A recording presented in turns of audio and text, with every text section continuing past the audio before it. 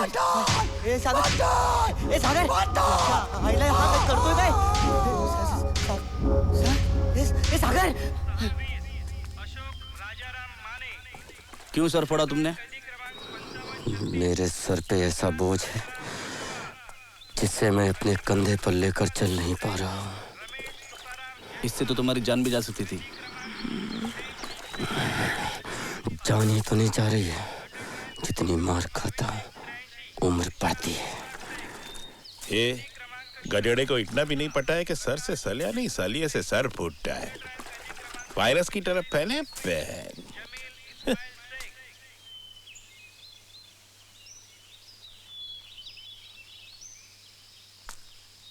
नादिर साहब, देखा आपने कैसा पछता रहा है? गुनाह खुद गुनेगार को सर पटकने पे मजबूर करता है मजबूर। अब कुछ नहीं होने वाला। अब सिवाय सर पटकने के उसके हाथ में कुछ भी नहीं है, रास्ता है ही नहीं उसके पास। मुलाकात सागर हुसैन।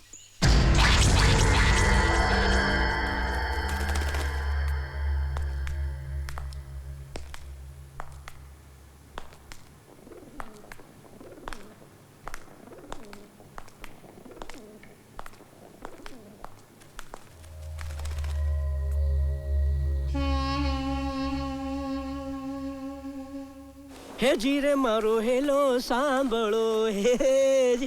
अरे जाऊं छू पण बापा काटने को काय को दौड़ता है?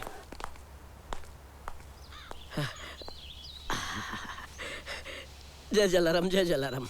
ये क्राइम ब्रांच के ऑफिसर हैं, तुमसे कुछ पूछताछ करने के लिए आए हैं। अब काय का पूछताछ साहब? जब मैं पकड़ा गया था तो 21 दिन का कोर्ट से रिमांड लेकर आपने मुझे कितने सवाल पूछे थे, कितना पीटा था, याद है ना? माल कहाँ है? कौन सा माल? ये लेटर पहचानता है? हा? अरे ये लेटर तो मैंने अपनी बहरी को लिखा था, आपने अभी तक पोस्ट नहीं किया। इस लेटर को पुलिस के पास भेजा गया था क्योंकि इसके मजमून में हमें शक था। माई बाप, इस उम्र में मैं लव लेटर तो नहीं लिखूंगा ना। ये पीले अनाज की गठरी क्या है जो तुमने खेत में छिपा रखी है? ये वही सोना है ना जो तुमने जूनागढ़ में चुराया था? सोना? मुंबई क्राइम ब्रांच को बेवकूफ समझता है? तू कोर्ट में लिखेगा और हमें समझ में नहीं आएगा। पूरा खेत जोत डाला मगर सोना नहीं मिला। कहाँ छुपा है? आपने मेरा पूरा खेत जोत डाला? अरे जलाराम बापा, तुम्हारी मेहर थी बापा। Thank you thank you very much साहेब। बात ऐसा है साहेब कि पिछले महीने मुलाकात के लिए मेरी बीवी मुझसे मिलने आई थी। उसने कहा कि खेत जोतने के लिए पैसे नहीं है, अगर खेत नहीं जोता गया तो बच्चे भूखे मर जाएंगे।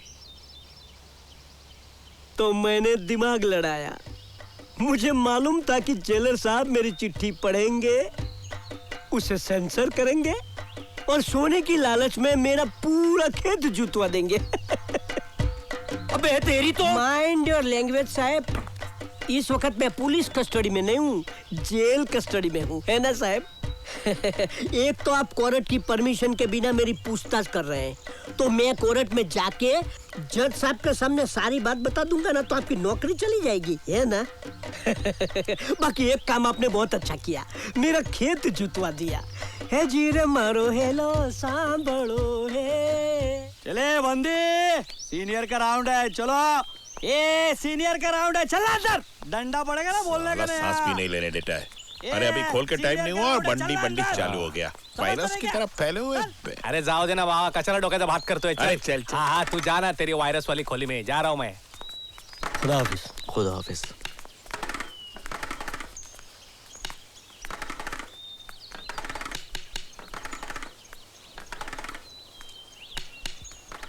नादिर साहब, इसे पढ़ लीजिएगा। क्या ये? इसमें कुछ बातें हैं जो मैंने लिखी हैं पर मैं बोल नहीं सकता।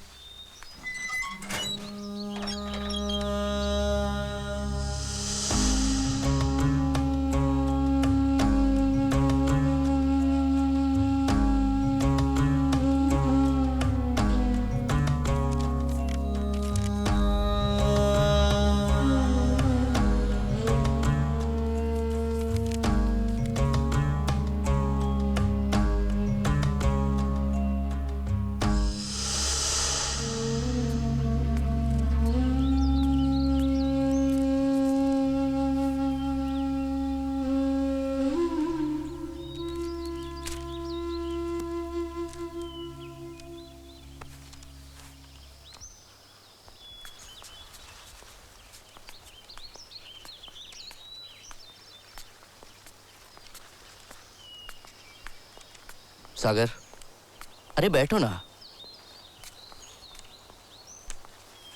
मैंने तुम्हारी आप बीती पढ़ी। देखो मैंने ये चिट्ठी लिखी है, तुम इसे अपने वकील को दे देना। वो मेरा वकील तो कोर्ट में आता ही नहीं। क्यों? उसने 25,000 रुपए पेशगी मांगा था, इमदाद उसे 5,000 ही दे पाया। फिर तुम्हारा केस देखता कौन है? आपटे, उसका असिस्टेंट। हाँ, देखो कोई बात नहीं, तुम जज से रिक्वेस्ट करना, वो तुम्हारे वकील को बुला देंगे। लेकिन एक बात है, ये चिट्ठी किसी न किसी सूरत में तुम्हारे वकील तक पहुंच जानी चाहिए, ठीक है? योर ऑनर, किसी खास वजह से मेरी मौकल सबीना बेगम आज कोर्ट में हाजिर नहीं हो सकी, इसलिए मेरी अदालत से दरखास्त है कि कल तक की परमिशन दी जाए उन्हें। Granted. Thank you. Yes yes mister Sagar Hussain. मैं अपने वकील से मिलना चाहता हूँ। आपके वकील? रवि बिश्नोई जी। लेकिन वकालतनामा तो हमारे पास मिस्टर आप्टे का है। नहीं, मेरे वकील रवि बिश्नोई जी हैं। एस्कॉर्टिंग, इन्हें रवि बिश्नोई से मिलवा दो। उन्हें यहीं बुलवा दीजिए जज साहिबा।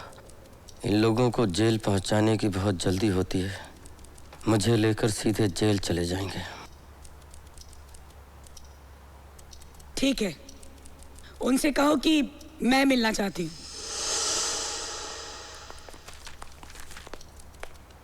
मैडम, आपने मुझे बुलाया? मैं किसी सागर हुसैन को नहीं जानता। ये केस क्या है? 307 और 376 का है। इस शख्स ने अपनी 3 सगी बेटियों का रेप किया है। इल्जाम क्या, अब तो जुर्म भी साबित हो चुका है। बस एक ही विटनेस बाकी है और मैंने तो मैडम को बोल भी दिया है कि उस विटनेस की कोई जरूरत नहीं है। मैम, वकील या तो नाम के लिए लड़ता है या पैसे के लिए लड़ता है, मगर इस केस में तो दोनों नहीं मिलेगा, बल्कि जो कमाया है वो भी जाएगा और कैरियर भी। There's nothing left in this case. It's all over. नहीं बच सकता। सॉरी मैम, मैं ये केस नहीं लड़ूंगा। मैं आपसे लड़ने के लिए नहीं कह रही हूँ, क्लाइंट की रिक्वेस्ट पर आपको बुलवाया है, आप एक बार उससे मिल लीजिए। ठीक। आपटे? Yes sir. ये क्या केस है भाई? सर वो ये वो सागर हुसैन साहब हैं सर।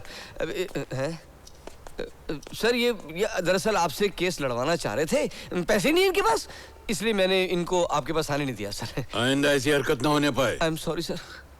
और तुम, मैं तुम्हारा केस नहीं लड़ रहा हूँ और आइंदा इस कोर्ट में मेरा नाम कतई मत लेना तुम। सर साहब, वो पैसे मैं दे दूंगा। अब चुप करो। ये कौन साहब है? ये इनके लिए पैसे इकट्ठा करते हैं सर। सर आप मेरा केस मत लड़िए, लेकिन ये चिट्ठी पढ़ लीजिए। जब मैं तुम्हारा केस ही नहीं लड़ रहा हूँ तो चिट्ठी क्यों पढ़ूं? सर, इंसानियत के नाते ही पढ़ लीजिए। इंसानियत के नाते? इंसानियत का नाम तुम ले रहे हो, तुम्हारी जबान से अच्छा नहीं लगता है, उसकी तौहीन होती है। इंसानियत के नाते आपने संभालो उसको। चल रहे लेके जाओ इसे। अरे ये क्या बदतमीजी है? सर पढ़िएगा जरूर।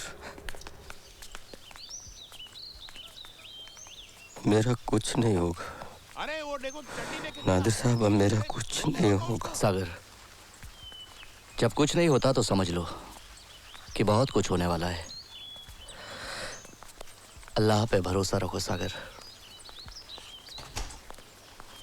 सागर हुसैन, मुलाकात।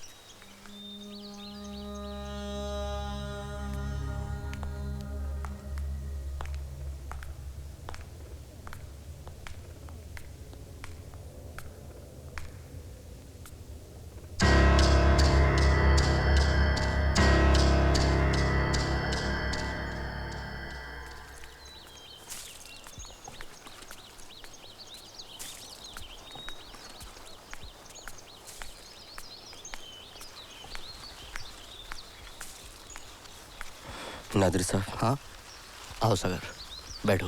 बिश्नोई जी हमारा केस लड़ने के लिए तैयार हो गए हैं। उन्हें चाहे पैसे मिले या ना मिले, ये सब आपकी मेहरबानी। बैठो। देखो, मैंने कुछ नहीं किया, ये सब अल्लाह ताला का करम है। अच्छा एक बात बताओ, ये सब बातें तुमने पहले क्यों नहीं बताई?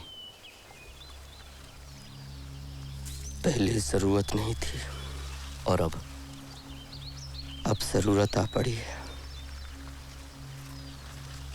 इमदाद मुझसे मिलने आया था और उसने मुझे बताया कि मेरी बेटी बानो ने खुदकुशी कर ली। सुन लो सालो, इस पेड़ से कूदकर जान दे दूंगा, आत्महत्या कर लूंगा मैं।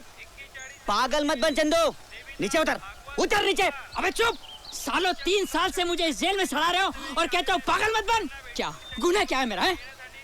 सिर्फ इतना कि मैंने अपनी माँ की खातिर अपने बाप को दूसरी शादी करने से रोका। साले कहते हैं जेल सुधार गिरे है, मुझे क्रिमिनल्स के बीच में रखकर बिगाड़ डाला तुम लोगों ने। अरे नीचे उतर, जेलर साहब से हम कहेंगे और वो तुम्हें छोड़ देंगे, समझे? चूतिया समझते हो मुझे? हैं? तुम्हारे कहने से जेलर साहब छोड़ेंगे मुझे? जेलर साहब से कह के पहले मेरी तारीख लगवाओ। मेरी तारीख लगाने के लिए जब वो रेडी होंगे तब मैं नीचे उतरूंगा। अरे नीचे उतर, वरना खटला लग जाएगा और 6 महीने की सजा बढ़ेगी, समझे?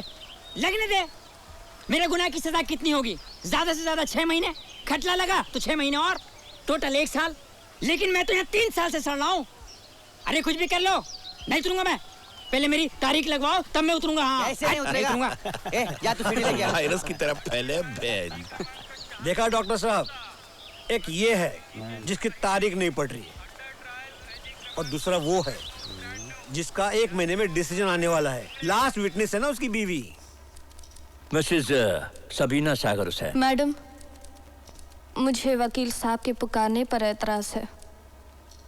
मैं इस आदमी से कोई ताल्लुक नहीं रखना चाहती, यहाँ तक कि उसका नाम भी मेरे नाम के साथ मुझे गवारा नहीं। मुझे मेरे नाम सबीना बेगम से पुकारा जाए। लेकिन आपके कहने से हकीकत तो नहीं बदल सकती। ठीक है, अगर आप ऐसा चाहती हैं तो आपकी ख्वाहिश का एहतराम करते हुए आपको आप ही के नाम से पुकारूंगा। उस्ताद, माल तो बहुत अच्छा है। अबे पूतने के टैक्सी है टैक्सी, वो भी ऐसी, समझा? हाँ तो सबीना बेगम, आपने पुलिस को दिए हुए अपने बयान में मुल्जिम के खिलाफ अपनी 3 बेटियों को रेप करने का इल्जाम लगाया है। क्या यह सच है? बदकिस्मती से यह बात सच है। अदालत को आप बताएंगी कि इस सिलसिले में आप क्या जानती हैं? जरूर बताऊंगी वकील साहब। मर्द औरत का मान सम्मान सब कुछ होता है। ये मर्द ही है जो एक औरत को सोसाइटी में, समाज में इज्जत दिलाता है। औरत धरती है तो मर्द उसका आकाश। मर्द के आगोश में आते ही औरत दुनिया भर की मुसीबतें भूल जाती है। एक औरत को अपने पति के खिलाफ बोलने में कितनी दिली तकलीफ होती है, ये तो बस वही औरत जानती है जिस पे बीती हो। ये मुल्जिम के कटघरे में बैठा शख्स कभी मेरा पति था, मगर आज ही इंसान नहीं, हैवान है। इसने मेरी जिंदगी तो बर्बाद की ही, मेरे बच्चों की भी जिंदगी बर्बाद कर दी। एक पति और बाप अपनी पत्नी और बच्चों के लिए छत्र छाया होता है। जब वो घर में होता है तो एक सुकून, एक हिफाजत का एहसास होता है। मगर इसके घर में आते ही ऐसा लगता था जैसे घर में कोई आतंकवादी घुसाया हो। सारा घर बेचैन और व्याकुल हो जाता था। मेरी बच्चियां सहम जाती, घर के कोने कोदड़ों में छिपती फिरती थी।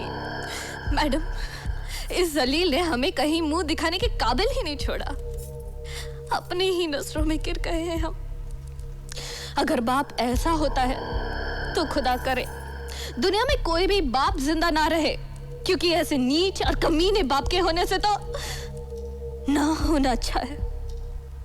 उस्ताद, सही कहती है बेचारी। चुप, भीगी बिल्ली पे मत जा, आगे आगे देख क्या होता है। Your witness please.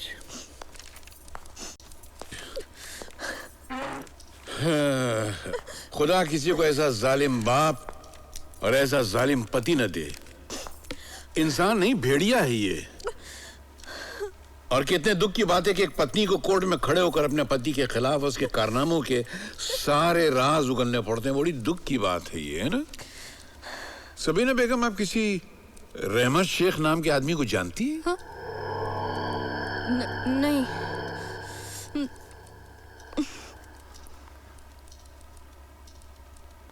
अच्छा, और लखनऊ में रहने वाले वाजिद अली को जानती है?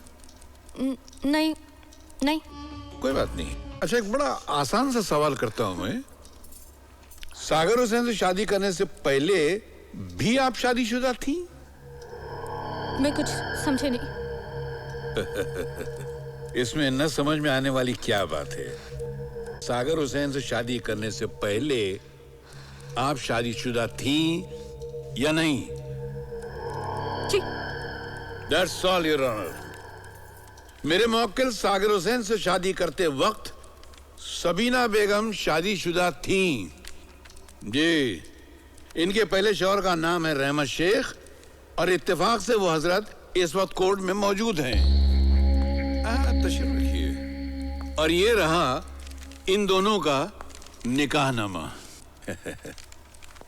इन दोनों की एक पहले से बेटी भी थी, साहिला, और ये रहा साहिला का बर्थ सर्टिफिकेट।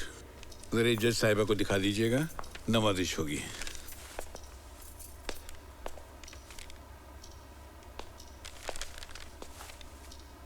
बानो का जन्म होने तक इन दोनों ने सागर हुसैन को अंधेरे में रखा, उसे नहीं बताया ये शादीशुदा थी और इनकी एक बेटी भी थी।